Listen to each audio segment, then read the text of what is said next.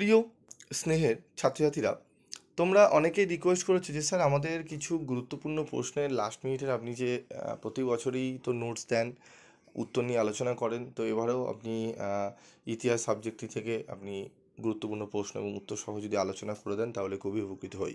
তো তোমাদের আমি ভিডিওতে আজকের এই ভিডিও ক্লাসে আমি তোমাদের গুরুত্বপূর্ণ বেশ কিছু 5 নম্বরের প্রশ্ন এবং উত্তর নিয়ে আলোচনা করব।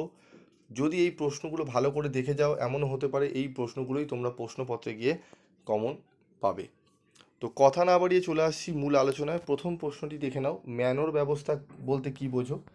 ম্যানর ব্যবস্থা ছিল ইউরোপের মধ্যযুগের এক বিশেষ ভূসম্পত্তি ও কৃষি ব্যবস্থা, যা মূলত সামন্ততান্ত্রিক সমাজ ব্যবস্থার ভিত্তি ছিল।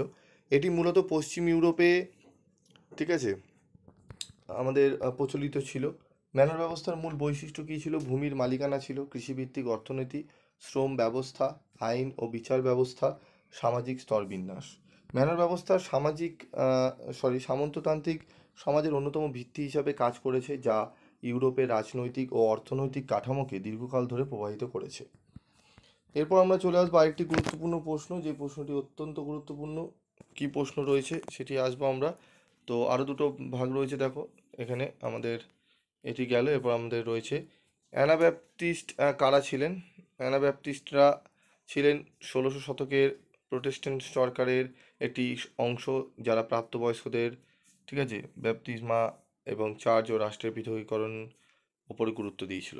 অ্যানাব্যাপটিস্টের বৈশিষ্ট্য: প্রাপ্তবয়স্কদের ব্যাপটিজম, তারা বিশ্বাস করতেন যে খ্রিস্টান হওয়ার জন্য ব্যক্তির সচেতন সিদ্ধান্ত নেওয়া দরকার, তাই শিশুদের ব্যাপটিজম তারা অস্বীকার করতেন। চার্চ ও রাষ্ট্রের পৃথকীকরণ ছিল তাদের মতে, রাষ্ট্রের আইন ও ধর্মীয় আদর্শ পৃথক থাকা উচিত, যাতে চার্চের ওপর রাষ্ট্রের কোনো নিয়ন্ত্রণ না থাকে। শান্তিবাদ ও অহিংসা: অনেক অ্যানাব্যাপটিস্ট গোষ্ঠী যুদ্ধ ও সহিংসতার বিরোধিতা করত। সমাজতান্ত্রিক জীবনধারা কিছু দল যৌথ সম্পত্তির ধারণায় বিশ্বাসী ছিল এবং ধনী গরিবের বিভেদ দূর করার চেষ্টা করত। ধর্মীয় স্বাধীনতা: তারা ব্যক্তিগত বিশ্বাসের স্বাধীনতায় গুরুত্ব দিত এবং বাইবেলের আক্ষরিক ব্যাখ্যা অনুসরণ করত। তাদের এই মতাদর্শের জন্য ক্যাথলিক ও অন্যান্য প্রোটেস্ট্যান্ট গোষ্ঠীর দ্বারা তারা নিপীড়নের শিকার হয়েছিলেন। গুরুত্বপূর্ণ প্রশ্নগুলোর গুরুত্বপূর্ণ অ্যান্সার আমি তোমাদের সামনে তুলে ধরছি। এরপর আরেকটি প্রশ্ন গুরুত্বপূর্ণ রয়েছে, সামন্ততন্ত্রের সংকট বলতে কী বোঝো? সামন্ততন্ত্রের সংকট বলতে সামন্ততান্ত্রিক সমাজ ব্যবস্থার ভিতরে উদ্ভূত সেই সব সমস্যা ও দুর্বলতাকে বোঝানো হয়, যা ধীরে ধীরে এই শাসন ব্যবস্থার পতনের কারণ হয়ে ওঠে। সামন্ততন্ত্রের সংকটমূলক অর্থনৈতিক, সামাজিক, রাজনৈতিক ও সামগ্রিক বিভিন্ন কারণে সৃষ্টি হয়। অর্থনৈতিক সংকট কৃষির ওপর অতিরিক্ত নির্ভরতা, উৎপাদন বৃদ্ধির অভাব ও কৃষকদের ওপর করের বোঝা সামন্ততন্ত্রের অর্থনৈতিক ভারসাম্য নষ্ট করে। সামাজিক অস্থিরতা: কৃষক ও শ্রমিক শ্রেণীর ওপর অত্যাচার বৃদ্ধি পেলে তারা বিদ্রোহ করে, যা সামন্ততান্ত্রিক শাসন ব্যবস্থার স্থায়িত্ব নষ্ট করে। রাজনৈতিক দুর্বলতা: সামন্ত প্রভুরা স্বায়ত্তশাসনের কারণে কেন্দ্রীয় শাসকের নিয়ন্ত্রণ কমে যায়, যা ফলে রাষ্ট্র দুর্বল হয়ে পড়ে।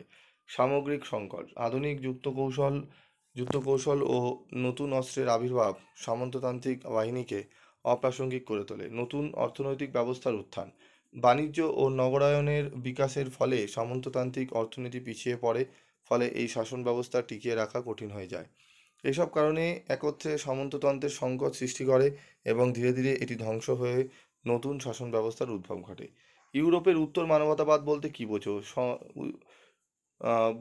মূলত 1500 থেকে 1600 শতকে ইউরোপের উত্তরের দেশগুলি, বিশেষ করে জার্মানি, নেদারল্যান্ডস, ফ্রান্স ও ইংল্যান্ডে গড়ে ওঠা মানবতাবাদী চিন্তাধারাকে বোঝানো হয়।